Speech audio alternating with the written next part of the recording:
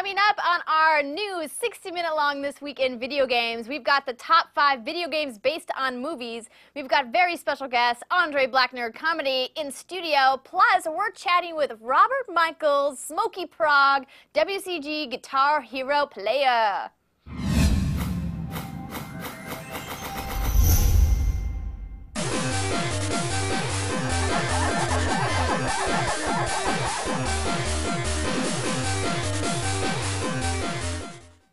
Hello everyone and welcome to This Week in Video Games. Happy Hump Day, it's Wednesday and we are streaming live to you. If you guys are watching us on thisweekend.com, please feel free to join our live streaming chat at ustream.tv/thisweekend. As always, I'm your host, Andrea Renee, and I am here with the beautiful Miss Jessica Villarreal. Hello, everyone. Thank you for joining us tonight. If you want to see more of Jessica, you can follow me on Twitter at JessV. That's Jesv. And as always, we've got the fantastic Adrian Acevedo-Smith, man in the chat. Hey guys, I'm Adrian, and as always, be sure to post your comments here. I'll read out the most fun ones. I'm glad to see Cliff Henderson is back. Not Your Logic is here. Skeletek's return. A lot of great people. Yes, we've got a very exciting show lined up for you guys. I just want to give a quick shout out to Storm On Demand. You can watch all the fantastic thisweekend.com content because of Storm On Demand. If you happen to be in need of some cloud computing services, head on over to stormondemand.com. All right, without further ado, let's get into our Ask a Pro segment with professional Guitar Hero player Robert Michaels is joining us via Skype. How are you doing tonight, Robert? Pretty good. Yourself? We're doing great here in the studio. So you're located in Virginia, is that correct? Yes, I am in Charlottesville and I attend the University of Virginia. Well, fantastic. So people wouldn't know offhand that you're a fantastic Guitar Hero player. No. It strikes people as some sort of surprise most time that I say it. Usually they don't believe me and think I'm making it up, but I mean, I do what I do, and if they think I'm lying, then that's their problem. Exactly. Well, we as gamers feel no need to prove ourselves. We know how good of gamers we are. And for people out there that don't know, you were the United States champion in the 2009 WCG Guitar Hero Finals. Is that correct? Yes, that is true, and I placed third at the international competition in Chengdu, China. That is amazing. How was your experience at the WCG? It's kind of surreal, actually. Just thinking about it, 4 years ago when I started playing the game, I would have never imagined that it would have taken me to China, France, and Brazil over the course of 1 year. It's just very bizarre and a very rewarding experience that I never thought I would have. Well, that's amazing. I'm sure a lot of gamers out there would love the opportunity to be able to travel abroad like that. But let's talk about, how did you get started in Guitar Hero, the thing that brought you to the WCG? Well, when the second one came out, I saw it in a Walmart and thought it looked pretty interesting. So I tried my hand at it and started the game on Expert because I've had extensive musical training throughout my life. And it really helped me to kind of get to the level I am without practicing that much. I played piano classically for 7 years, and that gets the rhythm and the dexterity down. So from there, I just kind of kept practicing, and I got up to the level of being able to professionally play, and here I am today. Wow, and obviously you can attest that getting to the level that you're at requires practice, practice, practice. I mean, when you were competing professionally, which you still do, I mean, how many hours on average per day do you play Guitar Hero? Oh, God. In the week before a major tournament, what I'll usually do is practice for anywhere from 6 to 8 hours a day, repeating the songs that they designate for the tournament until I get 100% on every one of them. And aside from that, I don't play that much. And during the tournaments, I refuse to practice just because, I don't know, it makes me overthink things.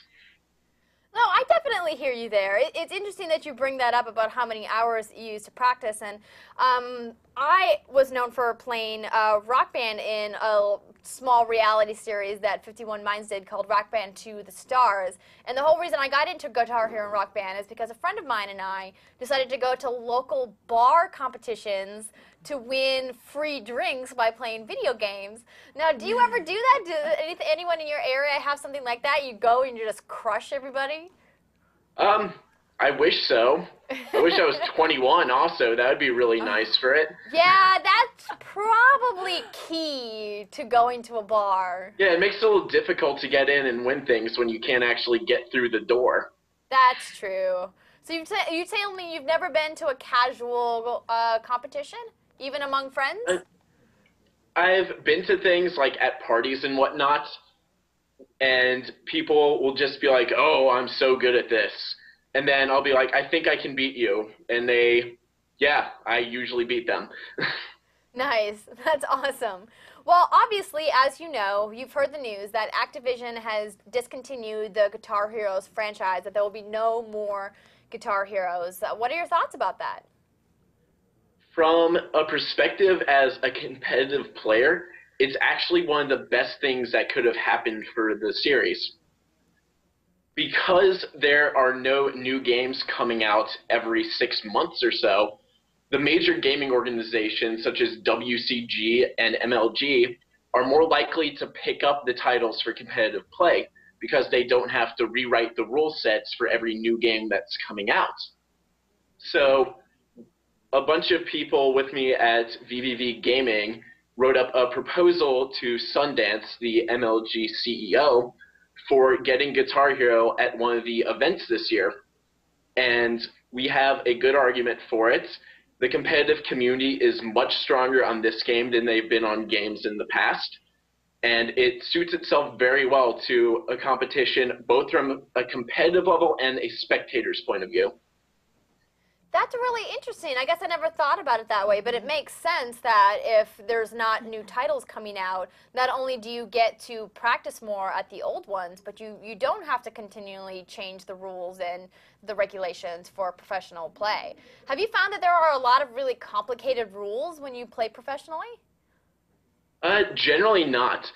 Most of the tournaments will have a similar rule set, best of 3, double elimination, and they'll play certain songs to prevent people from picking a song that people haven't practiced because they just ignored it in favor of the more difficult ones. So any tournament that has all the songs available is really bizarre to compete in. I was in Vegas a couple of months back, and I won the tournament because I picked a Coldplay song that the other guy didn't know the star power to. A little cheap, yes, but gotta do what you gotta do. It's competition. I think that's all fair game. So I want to ask Adrian, what's going on in the chat? Does anyone have a question for Rob or about the competition? Oh, I just asked, but we're commenting on how people are hoping for Banjo Hero. They're really excited to play Banjo. Cool Guy remarked that, and Not Your Logic said after that we'll get a Trumpet Hero. Deadfall on the new game. You do play banjo in it. So there you go. That's one step closer. Nice. I do have one question, actually. My question was, if you could compete in any other game besides Guitar Hero, what's the one game that you wish that you were just amazing at that you could go out and play? Either StarCraft 2 or Warcraft 3. I've watched a bunch of the play at various competitions for WCG and MLG, and I don't know, it's just more impressive than most things. They're just going all around the map. They have everything figured out perfectly. It's very intense, and it seems like it's more of a skill just being able to do that compared to most games where you just have to think about one thing as opposed to multitasking. That's very true. I see our good friend Pettyman has an interesting question in the chat. So they're asking, which is your best score on Through the Fire and Flames on Expert Mode? My best score is 850,000, which is 97%, Wow. which is pretty bad compared to most people, but I hate the song with a fiery passion. I No am pun so intended. with you on this one. I am thoroughly convinced that just because you're good at Through the Fire and Flames does not mean that you're a good Guitar Hero player. I used to play this guy, and that's all he did. He'd get like 99 or 100% on Through the Fire and Flames because he would practice doing like the open with the double-handed open that you need to have both on the neck of the guitar. But I would beat him hands down in any other song except that one. I don't think that that's a test of your Guitar Hero skill, personally. There are quite a few people over the course of the game that have done nothing except for play Through the Fire and Flames. Like, they'll have 99% on it and something, and out of the 70 songs on the game, maybe have like 50 of them with 100%. Yeah, exactly. See, that's totally what happens. All right, well, I want to ask you a little bit about this invitational that you're doing this weekend. Can you tell our viewers about it? Well, through Galaxy for Gamers, I am running a tournament with all of the most competitive players in the world. Among others, we have the current WCG National Champion Schmedgery, we have former World Champion Yukog Monkey, and a bunch of other people who are just incredible at the game. This Sunday, starting at noon Pacific, 3 Eastern, we'll be playing through a bracket that I will release on the Galaxy for Gamers site, galaxyforgamers.com, number 4. And from there, we'll just play through. Various people I've talked to are going to stream matches, so it'll be more than just looking at numbers and seeing who's doing what. It's going to be live and switching through whoever's playing at the time and highlighting the more intense matches with the bigger names. And it's for $500 cash prizes. And overall, it's one of the bigger tournaments that's been online in a long time. And I'm really excited for it, both for the competitive aspect and the publicity that we're going to get and help in getting Guitar Hero into MLG like I was talking about earlier. That's so cool. So if people want to enter, are you still accepting entries, or are all the spots taken? I am accepting entries as in you have to kind of apply to be in it. What I was doing is having people email me at rtmichaels, M-I-C-H-A-E-L-S, at Gmail with their gamer tag, their credentials at the game, and whether they can stream or not. And based on that, I'm picking out 32 people to compete. And from there, I'll release the bracket on Friday, like I said. And there will be more information on the Galaxy for Gamers homepage as soon as I do that.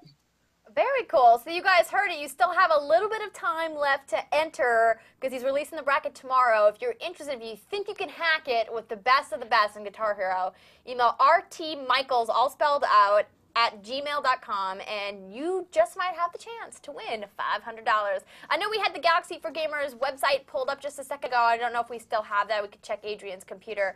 But I want to say thank you so much for coming on the show today and talking with us about, Guitar Hero and your efforts to get it into professional gaming, into all of the different organizations. And we, of course, give a lot of love out to Mike over at Galaxy for Gamers. We do a lot of work with him. And I look forward to watching the competition this Saturday. So one more time, will you tell people where they can watch the competition, streaming live?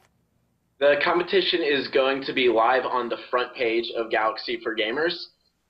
Okay, so perfect. Just go there, yeah. And that's with the number 4, just so everyone knows. It's galaxy4gamers.com. And it's going to be a lot of fun. It starts at noon Pacific, like I said, and it will be going on for a long time. Like I said, it's a 32-person bracket, so there's going to be a bunch of matches. The big name ones are going to be streamed on the front page, and it's just going to be one of the bigger events we've had in a long time, and I am really looking forward to it. Awesome. It sounds very exciting. I, for one, will definitely be tuning in as a big Guitar Hero fan. All right, if you guys want to find out more information about Rob and his Guitar Hero skills and all his work to advance Guitar Hero in the professional scene, you can follow him on Twitter at SmokyProgg. That's SMOKYPROGG at SmokyProgg. You can check all of his stats, and definitely check out GalaxyForGamers.com. They have a lot of tournaments. They don't just have Guitar Hero. They have Call of Duty, they have Street Fighter, and a whole bunch of other really cool games, and that tournament will be streaming live on Saturday. All right, thanks so much, Rob, and now it's time for us to introduce our other guest for today. We are joined by YouTube comedy sensation, video game aficionado, Andre. BlackNerdComedy is in the house. Hey, everybody. I was holding my breath the entire time. Wow, that's 15 minutes. 15 minutes, that's amazing. That was a really long time. I'm starting to get flushed for my coffee mug over here. Yes, it is a strong coffee mug. This is a fact. So, Andre, for people out there that don't know who you are, how would you describe yourself in one sentence? All right. I am a black nerd that does Meadows. I have a YouTube channel, youtube.com/BlackNerdComedy, where I do sketches, spoofs, reviews, interviews, vlogs, events, music, stand-up, everything about me and my black nerd 80s pop culture referential self. That was the longest run-on sentence ever. A lot of commas. It was. A lot of commas. And if you guys are Facebook friends with me, you probably saw that I set up a message about his top 5 versus Capcom games video, which he put out recently, and it's super funny. Oh. So definitely go to his page and check it out. We're going to talk a little bit more about your site and your videos a little bit later on the show, but you're going to help us go through some headlines right now. Sure, I will. Heck yeah. We've got a lot of news to cover. There's some really interesting things. Obviously, GDC is happening next week. Jessica and I are going. It's going to be very exciting. So we're going to have a full report for you. But the first story that I want to talk about is EA has already announced DLC for Bulletstorm, their big first-person shooter that they put out with Epic Games yesterday. And this is interesting to me because I'm yet to find somebody who has said, hey, I absolutely love this game. It's the best game ever. My first thoughts about this is that it's a great first-person shooter. If you're a first-person shooter fan, definitely give it a rental. I wouldn't say this is a buy. The DLC that's coming out is called Gun Sonata Pack. And it's interesting, the story where I got it says it's surprisingly unexplicit because the game itself is very explicit. They're also going to be adding 2 new Echo Maps, Crash Site, and Guns of Stygia. It'll be available this spring on the PS3, the Xbox 360, and the PC for 800 Microsoft points or $9.99 respectively. The big thing I think about Bulletstorm that people maybe are excited about is that if you buy a copy of Bulletstorm, you get a free access, guaranteed access to the public beta for Gears of War 3, which to me is way more exciting. Mm-hmm. What do people in the chat think about Bulletstorm? Well, one guy said, Pennyman said, Bulletstorm is collecting dust while I play Killzone 3. Right? Oh, Yeah. wow. I couldn't have said it better myself. Those are strong words. Have you tried either one? No, I don't have time for Bulletstorm. You know why? Because I'm playing Mario Sports Mix. The best game ever. All right? I know it's only February, so I don't want to jinx it, but I'm just saying, game of the year. Just saying. Mario Sports Mix. 4 sports games. Really? In one game. Chris is actually covering that for Mahalo, so if you want to check out the walkthroughs for Mario Sports Mix, they exist. I want nothing better than to watch the walkthroughs of Mario Sports Mix. Nice. It's got the Now, I don't know how you guys feel about this, but the game Bulletstorm was just released yesterday, and they're already announcing DLC for it. So I kind of wonder, it's like, you guys are releasing DLC in the springtime, but why don't you just use that content and put it into the game instead of like releasing it months later or announcing it before it even comes out? Like, I feel like, and it's not just Bulletstorm, I feel like it's companies in general, it's just another way to get your money. Like, I kind of feel like they should just have everything that's all inclusive and then, you know, maybe something to add on to the storyline later or something like that. But I feel like to announce, Dead Space 2 did it too just recently. Like, they just released the game and they announced DLC the day after. And so gamers aren't rich, okay, you guys? Like, we need some help here. Absolutely, I totally agree. I mean, and $10 that's a lot. That's like 3 iPad games. Yeah, I mean, it is a lot of money. I just think that they should definitely wait and see if the fans are responding, if the fans like the game before they're like, hey, we know you just sunk $60 into our company, but guess what? We want more, and we're going to make you pay us more. And it's it's too a little soon. frustrating. Too soon. Yeah. I agree. It is too soon. But you have a cool story about the 3DS, but before you get to that, you have some fun fan art that you got. Oh, yes. I would like to show all you guys this here. It is a 24 by 36 one-of-one piece of art. In case you didn't know, I'm a huge fan of the Transformers, and this was sent to me by a gentleman named Roman of Rampant Art. You can check out his work at rampantartdesign.com. Now, the website isn't fully finished, but if you go into his gallery, he has some images of not just the Transformers, but other DC characters of his art, and it is amazing. And this is one of the pieces that he sent me. There's Laserbeak on the top of Soundwave there. And so I just wanted to give a big... There we go. A big thank you to Roman of San Antonio, Texas for this. It made my week. This stuff is amazing. And so, yeah, check him out. Rampant Art. That's RAMPIN artdesign.com. So thanks, Roman. Very cool. Nice. And we were saying if we get enough pieces of fan art, we could make wallpaper and have it behind us during the show live every week. Oh, yes, we love presents. So- By the way, we love gifts. right. So Awesome. please send them to us. I'm gonna Cool. draw some stick figures of you too. Would you? Yes. That'd be great. Okay. I noticed that one of the people in the chat, I can't see it now. Yes, Fa Quad up here says, that's Andre, Fa Quad. how is it working with 2 of the 3 Charlie's Angels?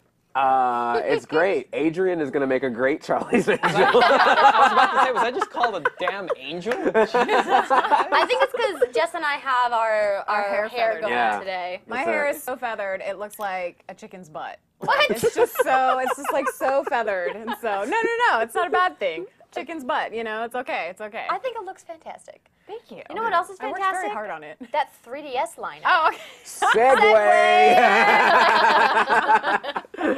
Yes, so Nintendo announced their launch lineup for the Nintendo 3DS. So some of the first-party games that are launching are going to be Pilot Wings Resort, Steel Diver, Nintendogs, and Cats, which I am very excited about. Once you see the picture here, we have some screenshots here. But third-party games, we're looking at Super Street Fighter 4. Oh my gosh, French Bulldog, you guys. French Bulldog He's in adorable. Nintendogs and Cats. That's my favorite dog ever.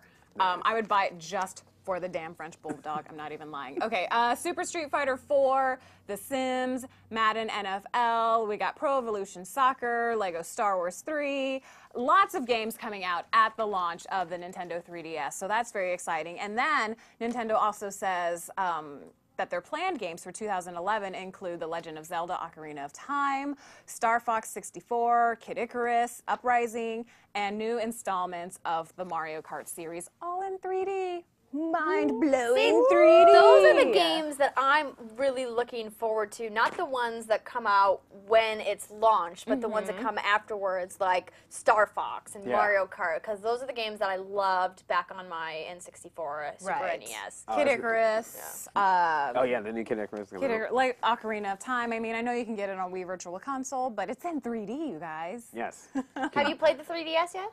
I went to the Nintendo conference at E3 when they had the 100 women coming out Oh, showing yes, it. the 100 models. Yeah, and it was crazy too. They actually literally had them attached, like the women were attached, so that you would not take the 3DS. And I'm like, that's really not. Wow. worth it. I know. So now I can grab the 3DS and a And a woman. woman. Yeah, A pretty you woman just at made that. this more enticing, Nintendo.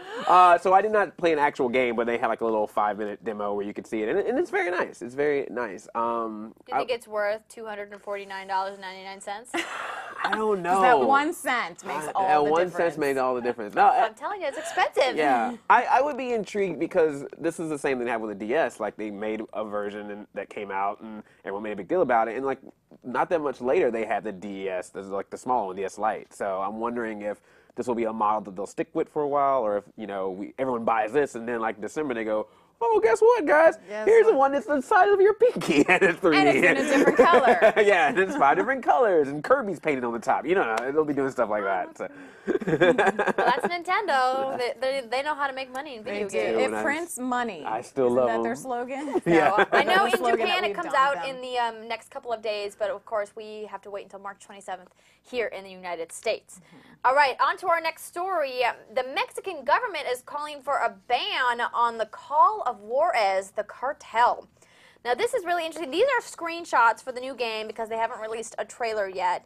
If you guys aren't familiar with Call of Juarez, the cartel, the story is that you travel from modern-day Los Angeles to modern-day Juarez in Mexico, and you kind of go through this as part of a Mexican drug cartel, which is really reminiscent of what's actually happening there at this time. There's been a lot of violent crimes, there's been a lot of murders, there's been a lot of corruption in the government, and it's when I first heard about this, I actually talked about this with the guys on Weekend Confirmed, Garnett and Jeff, and we had a discussion about it, and I said, this is not going to work.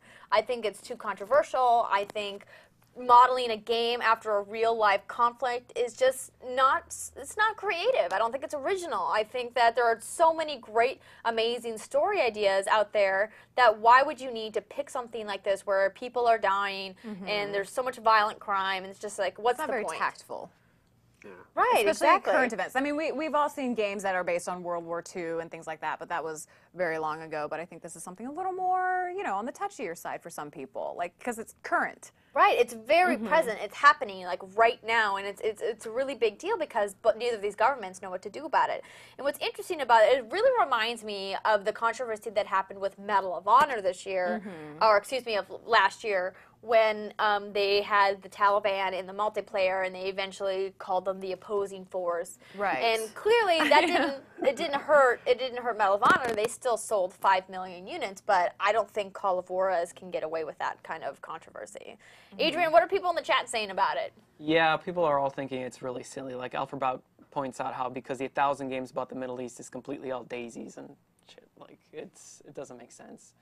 The only thing that a lot of people do have this misconception in that Mexico is like a war zone, and it's not. It's really what happened is that the president of Mexico launched an attack on the drug lords, and that's why there have been these many battles going on near the border towns, specifically Ciudad Juarez in Chihuahua.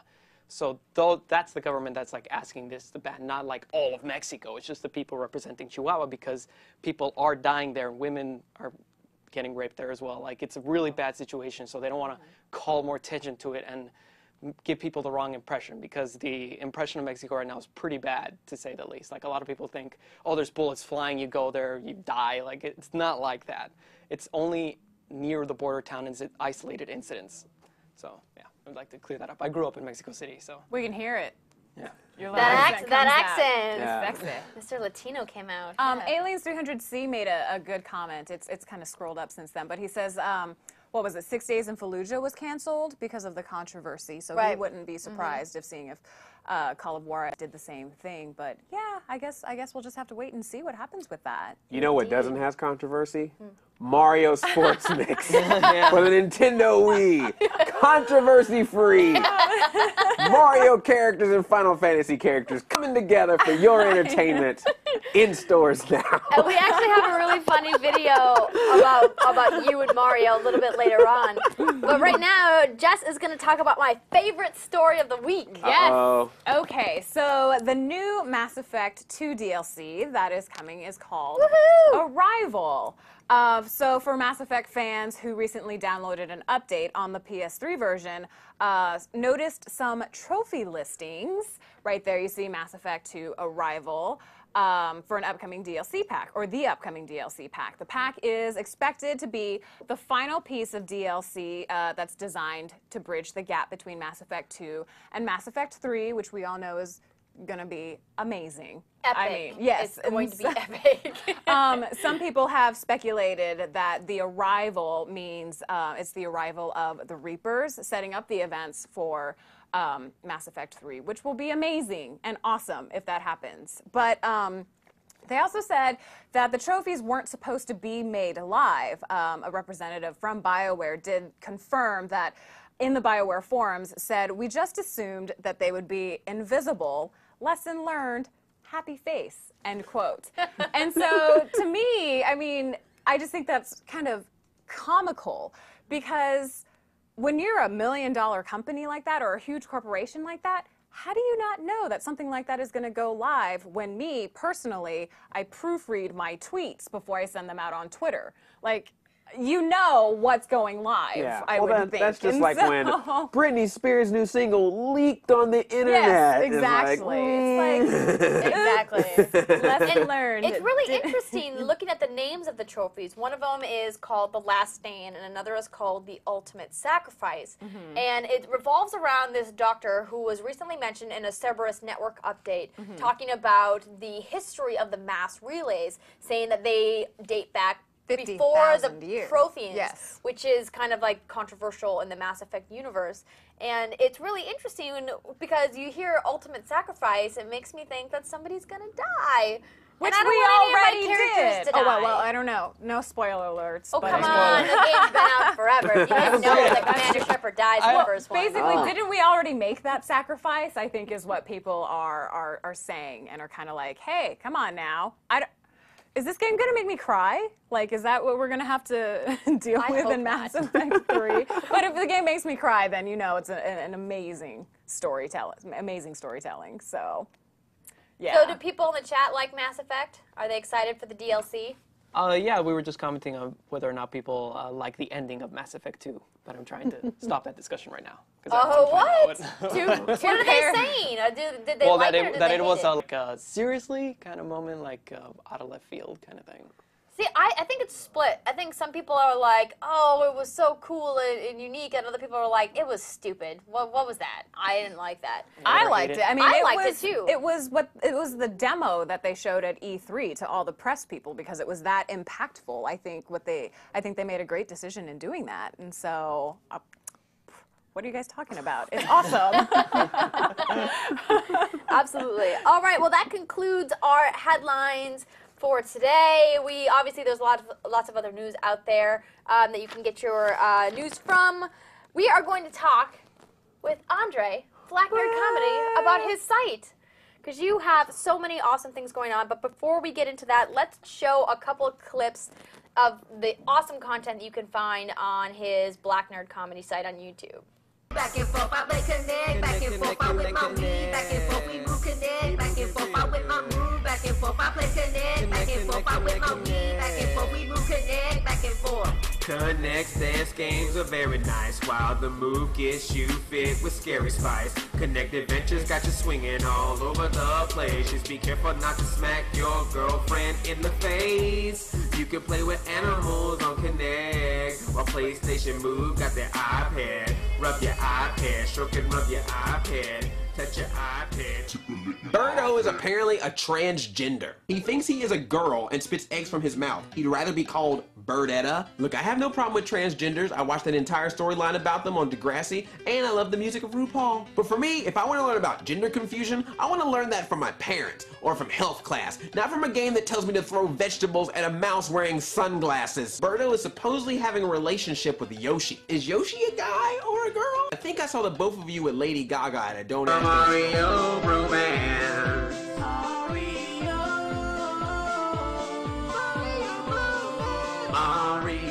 romance.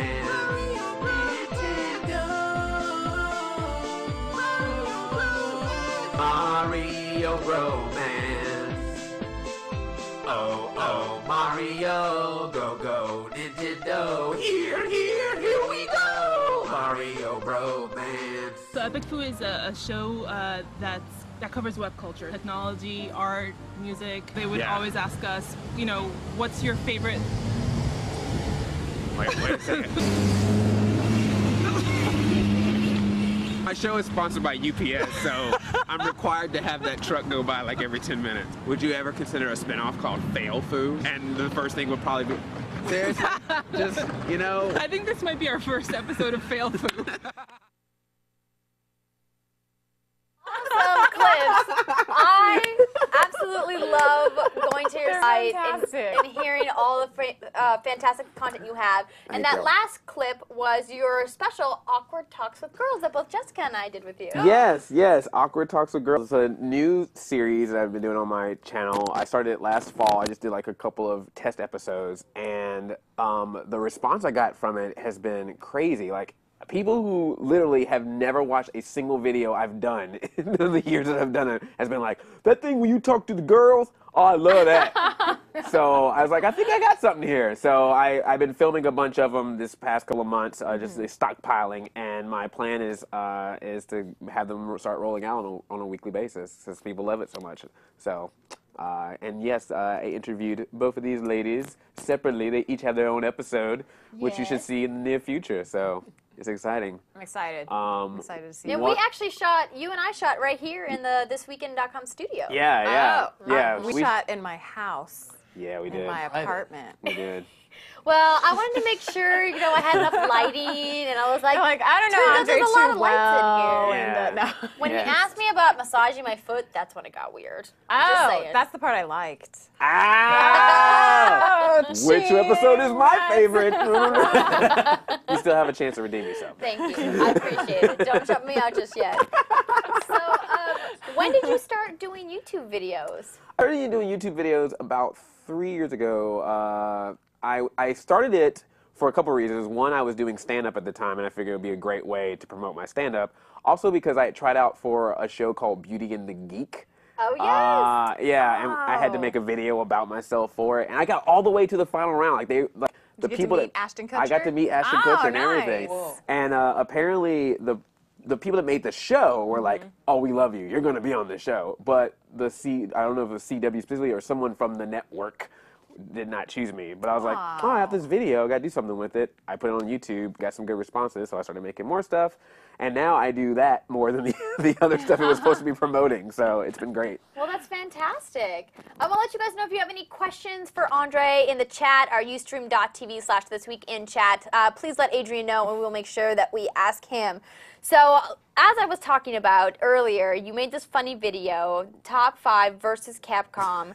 Clearly, you're a huge gaming fan. What kind of gamer would you call yourself? I am an old school gamer. Like I am very much about the class. I grew up on the 8-bit Nintendo. I had an Atari 2600. I had a Texas Instrument TI 994A. If anyone remembers that. Played some Munchman. That's awesome. So yeah, so I played a lot of the classic games, and so I think that's where my expertise is. I'm a Nintendo fanboy. I do love Nintendo games, and so I think that's more of what I'm into, and I make a lot of references to that in my videos, along with the cartoons and movies and TV shows I grew up with. I like newer games. I'm into it, but my big thing is I have a short attention span.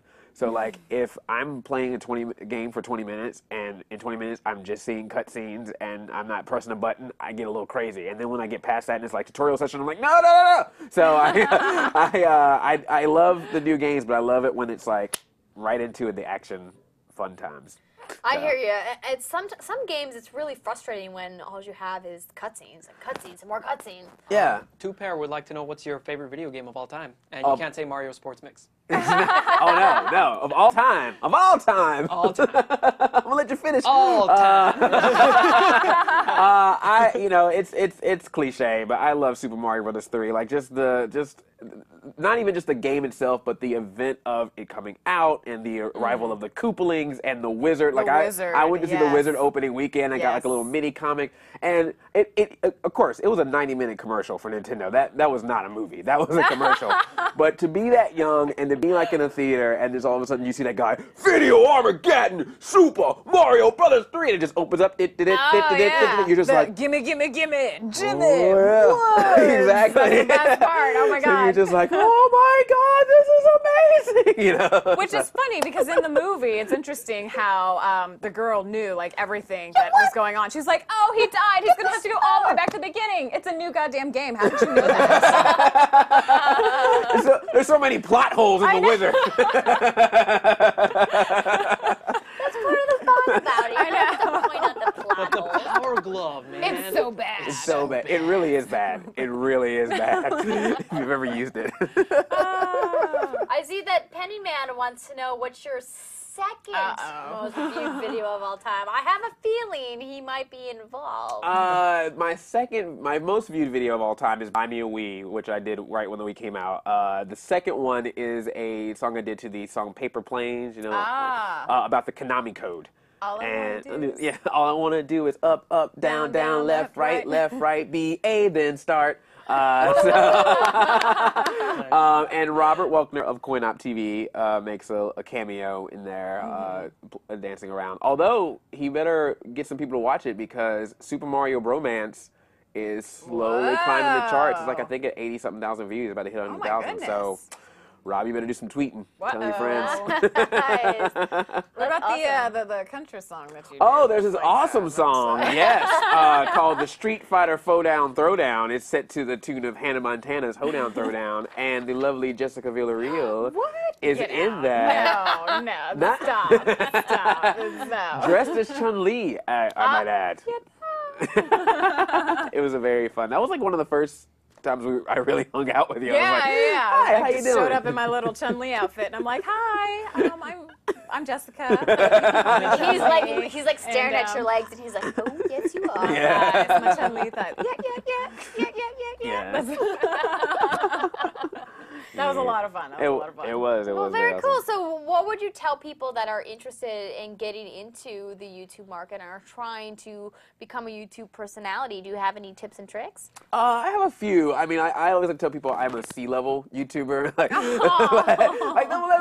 There's people that are like way up there. I'm no Fred or nothing like that, but I have a really cool following. And I think that's one of the things I would stress is a lot of people, when they first get into it, especially now, are just all about, how can I get so many views? How can I have a video blow up? It's like, no, that's not really it. You got to like constantly talk to your audience. You have to grow that audience. You have to show that you're involved. Because the thing about the YouTube audience is they can smell fake or desperation or whatever a mile away. So you really want to engage with them. And I think that sometimes you may not have the biggest numbers, you may not have the most viewed, but if you've got an audience that's constantly coming back, that speaks volumes. And if you're putting out stuff that's consistent and good, you know, people who want to see you will find you. And do something that you enjoy. Like that's the thing too. Like there's a lot of ways to easily get a lot of views on YouTube, but if it's something you don't want to do, don't do it just because it's like, I mean, just have fun with it. Enjoy it first and then figure out how to do stuff with it. It's almost like building an online friendship or like being a pen pal when these viewers keep coming back and, you know, telling you that they love your stuff. You responding to them is only going to make them come back more because it's like, oh, this person, you know, actually appreciates my appreciation for their work. Oh, yeah. And so that's probably one of the nicest compliments. Like, other than just the, oh, I'm glad there's another black nerd out there. I think one of the nicest, which it is. I'm starting a campaign. 1 million nerd march is happening. But one of the things I get regularly that I personally feel good about is people do say like, oh, I am so glad that you actually replied to my comment. And I can't reply to everything, obviously. Of course, but you're so popular. Well, you know. But whenever I do, when people write that back, that really means a lot to me because I know that there are, you know, some people follow some of these YouTube people to people that are in that world. They're celebrities. They're like Tom Cruise and everyone else. They're big time. So, you know, to do that, even just to say thanks or something like that sometimes just means a lot. And so that's one of my personal things. It's like, try to do that as much as I can because I appreciate it. There's billions of videos on YouTube, some with naked people. And so if you're watching me instead. I flagged that stuff. I didn't know that was... I've seen a couple nipples on YouTube. Oh, hey. Hey-o. I need to clip that out. Yeah. So. All right, well, great. Well, hey, everyone, if you want to check out Andre's YouTube page, please go to youtube.com/Andre BlackNerdComedy, or just BlackNerdComedy? YouTube.com/BlackNerdComedy, or you can go to my website, which is BlackNerdComedy.com. We have it here for you. Yeah, I have a bookmark, so I don't Oh, type look it in at that. ever. That's me. That's my new video about the Oscars. Yay. Look at you dressed as Scooby-Doo. Yes, that happens from time to time. Very, very nice. Well, great. Well, you're going to stay here and help us count down the top 5 video games based on movies. Yes, I will. Awesome. Also, I should mention that Mataman actually asked, what are your favorite movie games? So here we go, Mataman. Ah, okay. All right, let's kick it off, shall we? In number 5 position, it's Harry Lego Potter. What? Wait. Hold on. Lego Harry Potter. You know what's really funny about that? Can I just have a confession? Is that when I reviewed this for the iPad and the iOS, I actually said the exact same thing. I said it backwards because I'm kind of dyslexic. No, I think I am too, so it's okay. Don't hold it against me. Anyway, this game is fantastic. Clearly, it's based off the Harry Potter movies, and it actually follows the storylines in the movies quite closely. You guys might make the argument, well, it was a book first. Well, it doesn't cover the things in the book. It covers the things in the movie, not the book. So I'm going to go ahead and make that distinction. Now, this Lego game in particular is my favorite one, and not only because I'm a huge Harry Potter fan, but because they just really captured the essence of Hogwarts and the magical universe and how you can do tricks and the interactivity with the characters and how you can switch between the other characters. They're not just non-playable characters or your kind of blank sidekicks. You can actually play as Hermione and Ron and Hagrid and some of the other fantastic characters from the Harry Potter world. And that's why we have it in at number 5, and I absolutely love that game. Awesome. And in at number 4, we have Spider-Man 2 for the GameCube, PS2, and Xbox. And Adrian can tell us a little bit more about that.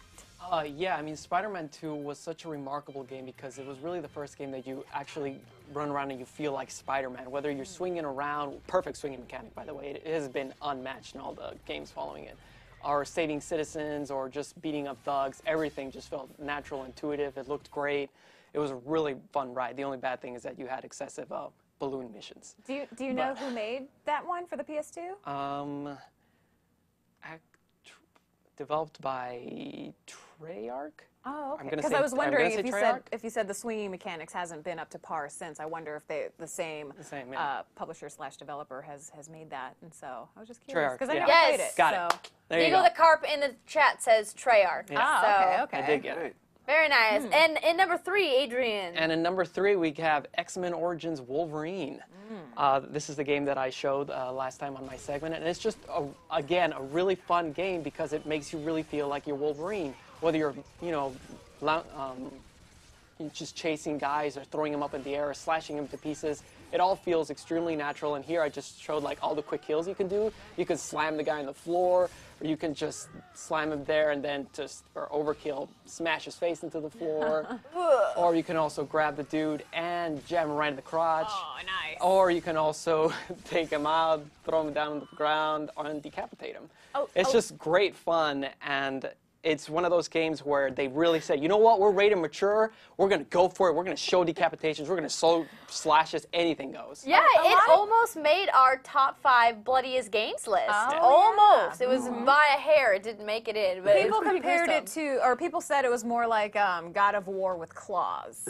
Yes. And so yes. I got to play a little bit of it, and it was fantastic. And I know Blur Studios actually did the cutscenes for it, and Blur Studios never fails at cutscenes and cinematics. And so I had someone tell me that they spent weeks just working on Hugh Jackman's ass to make it perfect in the Wolverine game. So you're welcome, ladies and gentlemen. And Andre is going to announce our number 2 game.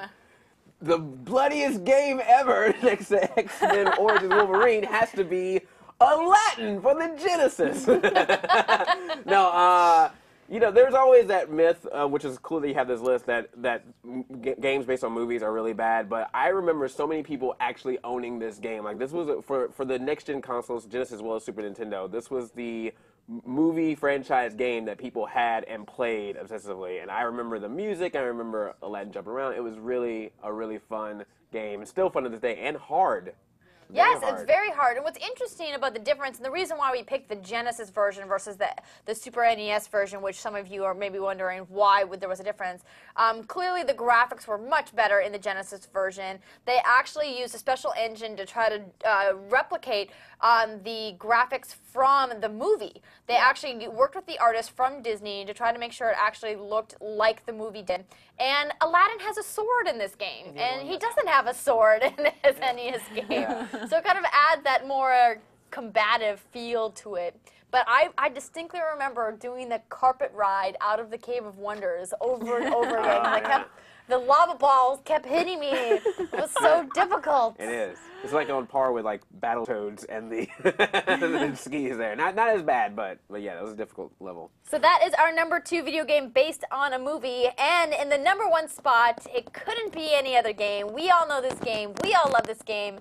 It's GoldenEye 007 for the N64. Go Pierce Brosnan. And this is footage courtesy of Classic Game Rooms. We like Ray over there. I know that he is no longer with them, but we thank him for putting together videos like this and many others.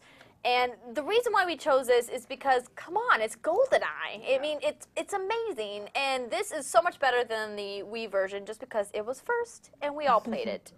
What do you guys have fond memories of from GoldenEye? Being shot. The sound I just never wanted to hear was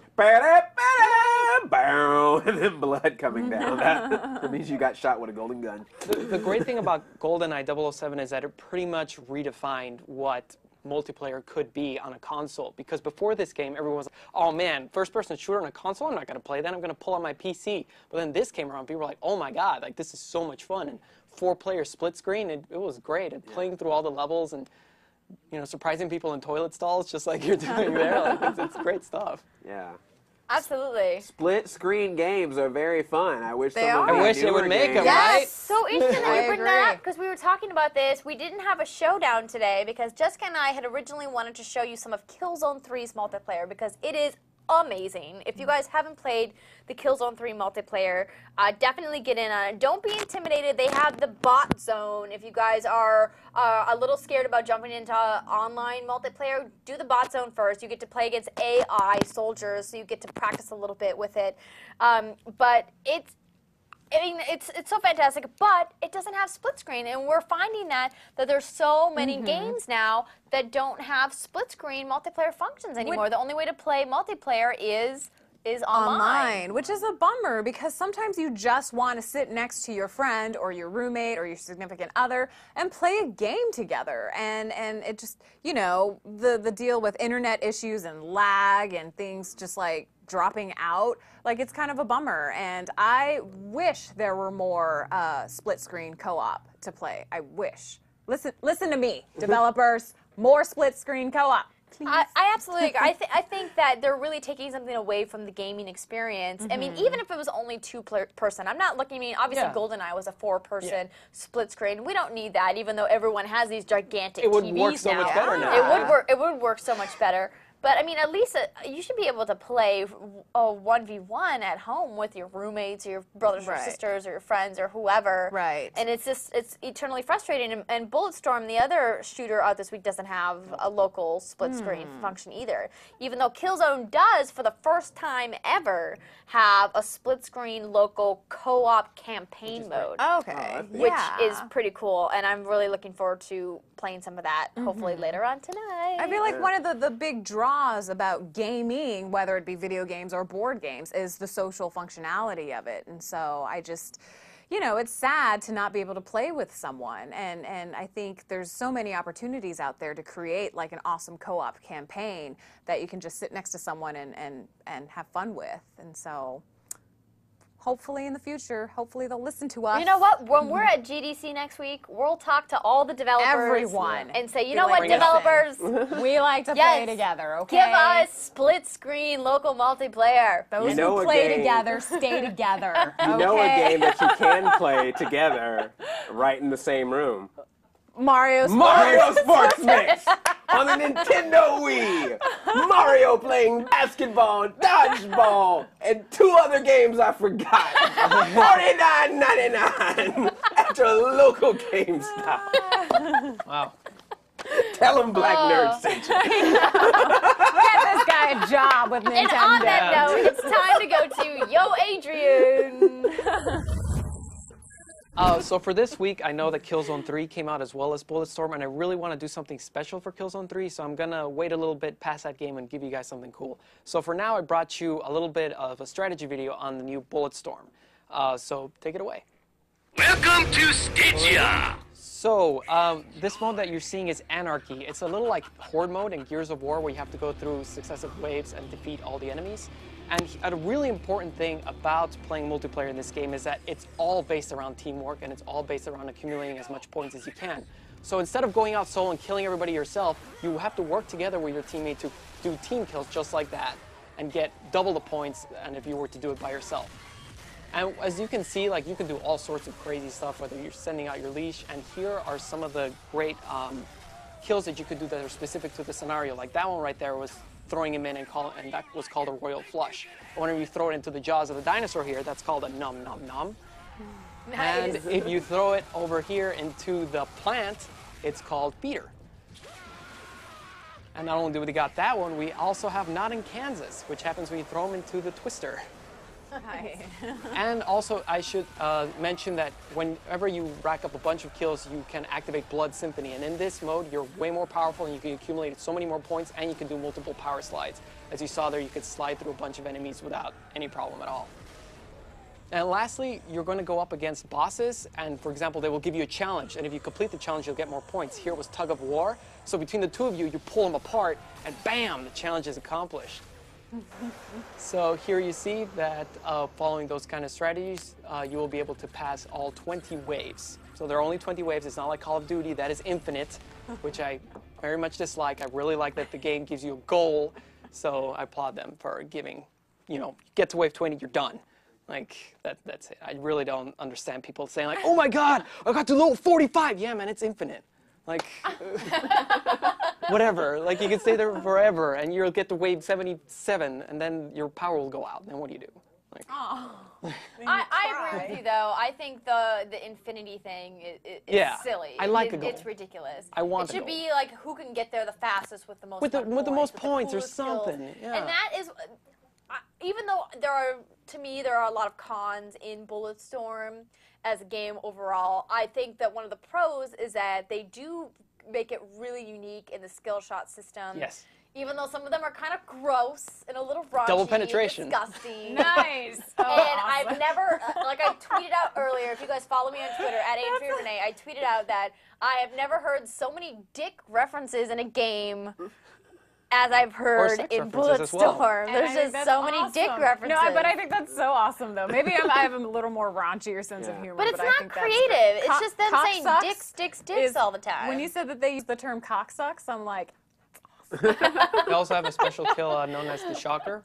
So, the Shocker. Bang, exactly. bang. Wait, they have topless. The Shocker, entry. the Spocker, and the Scorpion. What? Wow. See, I don't even know about that one. Jessica. I've never heard of I spend a lot of time on the internet, okay? The internet. Welcome to This Week in Sex Positions, everybody. I've seen the bottom of the barrel on the internet. So, thisweekinsexpositions.com. Speaking of sex positions, I want to talk about a product. That was the most horrible segue ever. Can I just say? Take two. Okay, no, seriously. Okay, no, but this is okay. I know this is going to sound a little weird, but they're one of the sponsors that we have for the Kevin Pollak Chat Show. And if you guys are familiar with the content that we have at thisweekend.com, you know that we have a lot of really amazing shows here. We have This Week in Comedy, This Week in Movies. We've got This Week in iPad, which I host. We've got Pensado's Place with Dave Pensado, famous mixing engineer. A bunch of really cool shows, and one of them is the Kevin Pollak Chat Show. And Kevin Pollak is one of the founders of thisweekend.com. And we also announced today that Y'all Mon is now on our board of directors. Very cool, founder of Eat Network. So big up to thisweekend.com. But what we're talking about is one of the brands that Kevin is working with is a company called Bowflex. You guys all know about Bowflex. You've heard about it. They have this product called the Tread Climber, and I'm obsessed with this product because I want one so bad, and I'm hoping that by doing this, Bowflex is going to give me a tread climber. But we have some footage here so you guys can check out if you've never seen it. It's a really great workout device. Obviously, we're all gamers. We don't have time to go to the gym. We're busy gaming. And the great thing about the Bowflex tread climber is that you can actually game while you're on the Bowflex because all you have to do is walk. I mean, it requires a little bit of dexterity. I'm not going to lie. But it's pretty fantastic. And if we don't have the video, I'm probably not going to... oh, we do have it. Fantastic. Hello. Thanks, Howard Kenny. here. I'm here to tell you about Bowflex Tread Climber. Oh, this is exciting stuff. The machine is called the Bowflex Tread Climber. The tread climber combines the motions of a treadmill, a stepper, and an elliptical into one beautiful machine. It's 3 workouts in one fluid motion. You can't touch it, folks. All you have to do to lose weight is walk. That's it. Wow, walk. Bowflex recommends just 30 minutes 3 times a week. That's it. Ooh, how great is this? Bowflex did a study at Adelphi University that showed the TRC can burn up to 40% more calories than a stepper, can burn up to 2 times the calories of a treadmill. Wow! These are 2 ways to request the treadmill info kit. There are 2 different ways. What's in the info kit, you ask? I hear you. The full-color glossy brochure that describes the tread climber's unique motion 3-in-1 design, available models, financing offers, etc.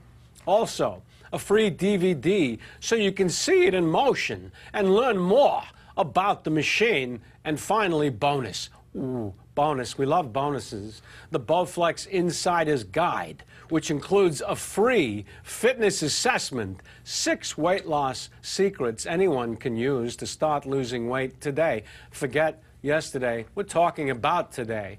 Info on nutrition, superfoods, and more.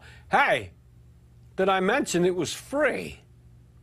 Enjoy your Bowflex tread climber today. Bravo! Hey guys. Bravo, Kevin Pollak. Kevin Pollak That was really with the best Christopher Walken impression ever. I would use that. I would totally use that. Because I can't tell you how many times, like, I'm sitting there playing. For those who don't know, apartments in Los Angeles don't retain heat. And so right now it's very cold. And when you're just sitting in your apartment playing games, your joints just, they tend to hurt and they tend to stiff up. And so I would love to be able to walk and do something while I'm playing my games. That would be amazing. You could play Mario Sports Mix on Mario the Sports Bowflex. Mix. No, I might fall off.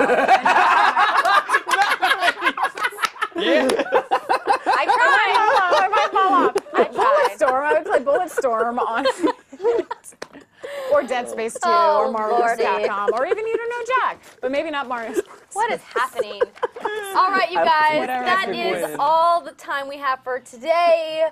Let us know what you think about our new extended format. The fans, all of our awesome Twitter followers, our constant, amazing chat room fans, and everyone on Facebook have been saying, we want more, we want more. So we've officially lengthened the show back to our original 60 minutes. Let us know what you guys think. You can follow us on Twitter at TWIVG. You can subscribe to us on iTunes, This Week in Video Games. And you can also like us on Facebook and email us. If you guys want to talk to Adrian, Jess, and myself, you can email us at videogames@thisweekend.com.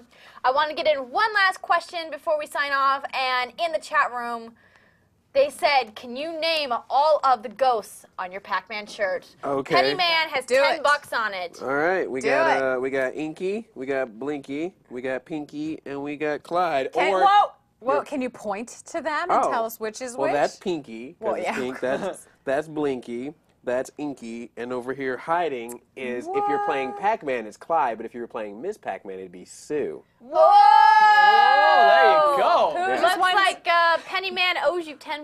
But he might want the original names, which is like Speedy and Shadow, and I can't remember the other 2, but Speedy and Shadow's good enough. I didn't even know that Speedy They and Shadow. have more than one name? yeah, it would be like Pac-Man, Shadow, definitely. aka Blinky. So, yeah, because what it would be is it would kind of tell you what their move is. Because Speedy would be the real fast one, Shadow would be the one that would kind of follow you. The other one would be the one that would go like the opposite direction. But I can't remember the original. So. Yeah, Very I remember impressive. Sue and Clyde, the differences between the 2, but I didn't Yeah. know Shadow, and I don't even remember who you said. Yeah, and then when they made the cartoon, they split them where Clyde was a guy, and then they made Sue a girl ghost. And now in the newer games, Pinky is a girl. Pinky had a sex change. There's a lot of there's a lot of sex changes in video games. Birdo. Hey, why not? Why not? If you guys want to ask Andre questions about Pac-Man or other classic games, you can follow him on Twitter at BlackNerdComedy or at BlackNerd. At Black Nerd is cool, yeah. Either one. You can follow us, like I said, at TWIVG for This Week in Video Games. You can follow me at Andrea Renee. You can follow Jess at JessV with 1 S. That's right, And you can JESV. follow Adrian at Godzilla Rex. Thank you so much for joining us. Next week we'll have just a small little video of Jess and I doing some kind of report from GDC. We haven't quite figured out what we're going to do yet, but it'll come to you, and we will be back with a full show the week after that with a recap of all the cool stuff that we saw at GDC. It's going to be fun. It's going to follow our tweets because we're going to be tweeting some crazy stuff. That's right. Follow them. We're going to be tweeting up a storm. All right, people, it's time to say